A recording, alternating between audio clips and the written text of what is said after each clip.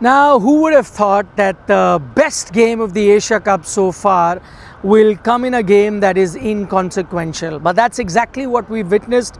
It was a game that was of no relevance for either sides. India through to the final, Sri Lanka already eliminated, and yet we had a high scoring thriller. Just to have firstly gotten a high scoring thriller is a big relief, because we had been seeing some low scoring encounters where batting wasn't easy. 135 was defended in a game before this by Pakistan, and many would say that that is something that Bangladesh could have chased. So that is what you were expecting from a Dubai track. But I must say that this track, this particular pitch, was very good for batting, and that is why you saw the first 200 plus score that any team has managed in this tournament. India ended up getting that, but guess what? Sri Lanka came so close of crossing that, but just about managing to tie it in the end. Eventually India winning in the super over, and as I said, the most exciting knock that we saw from Patun Nisanka, the only 100 of this tournament, the most exciting game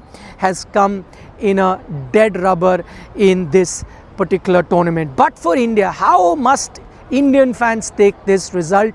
Because they have a big final on Sunday versus Pakistan. I'll try and break that down in my match report. First things first, I think it was a good workout.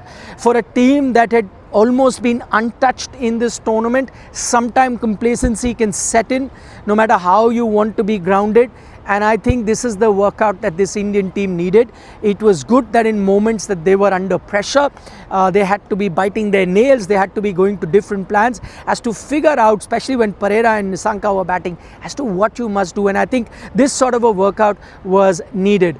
Suryakumar Yadav said after the game that he had told his team treat it as a semi-final. So in that sense, if you treated it like a semi-final, even though it wasn't, you got into tough situation but found a way out. I think that is going to be helping the Indian team. So overall, I think India should look at this particular result and the way this game panned out as a positive, because it was a great workout. Then the other positive way of looking at this particular encounter, for those who believe in law of averages, and law of averages, they always say evens out, because somewhere down the line, no matter how good you are in form, you are going to have that one bad day. So what's the positive? Glad that one bad day, which also you escaped because it has resulted in a tie and then eventually a win in a super over, came before the final and not on the day of the final. That is something that happened with India, if you remember, in the 2017 Champions Trophy. They looked so good, had beaten Pakistan in the group stages as well, and one bad day came in the final. So India would be happy, if you believe in law of averages, that one bad day is out of your way, and then you can look at the final and be prepared how to deal with a tough situation as well.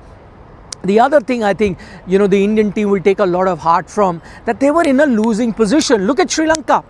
Who would have thought, people were thinking that, oh, this game will be over in the 15th, 16th over, too much of a total, over 200. Sri Lanka were in a position where they should not have lost this game. I think this is where Sri Lanka will have to introspect. 130 chasing just about 200 runs, 130 in 11 overs. In 11 overs, they were sitting pretty, 130 with a loss of only 1 wicket, only needed 70 odd runs in the remaining 9 overs at about 8 an over, which is very easy on a good batting track. 9 wickets in hand. They had no business losing this. But I think credit to the Indian bowlers, especially the way Varun Chakravarti, Kuldeep Yadav and Arshdeep stepped in from there. I think out of those 9, 6 odd overs were bowled by these 3 that I just took names of, and I think they are the ones who really pulled India back into this encounter. That is going to serve them well, and I think that's the other positive that this Indian team should look at. However, there are a few problem areas as well going into the final, because once again, who was your star in batting? The most consistent batter for India so far in the tournament, Abhishek Sharma. Now he has 7 consecutive 30 plus scores, which is only rivaled by another Indian player in Rohit Sharma. So he's matched that record, 7 consecutive 30 plus scores in T20Is. But then that worry comes. What happens on a day that he fails? If he fails to give you that start, can India still notch up a lot of runs? And I think that's another positive that India can take, because today Sanjay Samson chipped in with good amount of runs. Tilak Verma also showed that he can get you those many runs, and a bit of a cameo towards the end by Akshar Patel. So I think overall, pretty much every batter here in some game or the other has gotten you runs going forward. Suryakumar Yadav, you could say that last few games probably the bat has deserted him, but then also he's had one good knock in this tournament. So overall, this entire batting unit has been firing, and that's the positive you can take forward. But there is that negative. I'm not going to skip that, and that is the most important thing, because for 2 games in a row we had been talking about what is wrong with India's fielding, but we were talking about the catching. What is wrong with India's catching? That was the focus. It just got worse in the Sri Lanka encounter, because it wasn't just catching, it was the ground fielding also that has come under scrutiny. If you have to win a final, if you have to win a tournament, even if you're starting as a favourite, that is something that the Indian team need to look into. Those are the errors that they cannot be making, because again, T20I is a game of small margin. So I think that's the only thing against which India has to guard themselves going into that final versus Pakistan.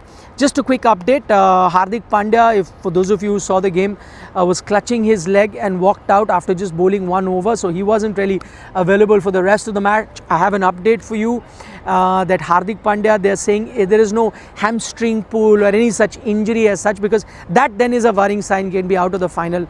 The report that I have for you is that that was only cramps, and cramps is not a bad thing. Because of the heat here, it's quite possible that you can get it. So, you know, just a day's rest should be good enough for him to be playing the final. So that then is a good news, because when he walked off that field, many people would have been worried. Now our attention is to that big final, India versus Pakistan. You asked me, India still start as the overwhelming favourite. They hold all the aces, a better batting lineup, a better bowling lineup going against Pakistan in that crucial final. And I know this final is going to be fiery, it's going to be spicy. India-Pakistan games are anyway fiery and spicy, but all those things that have happened on the periphery as well as on the ground, which have created controversies, will make this contest even more exciting, even more hyped up than usual India-Pakistan encounters. We will be here on Sports Today, bringing you all the latest on that front. Saturday, Sunday, a big build up. So do subscribe to the channel if you haven't already. Give us a like on this video if you're enjoying our content. And for the moment, this is Nikhil Naz signing off from Dubai. Take good care of yourself. Sunny Gavaskar and his analysis also up on Sports Today ahead of that final. What does he have to say about these things that I just pointed out? Check that out. Take care. Bye-bye.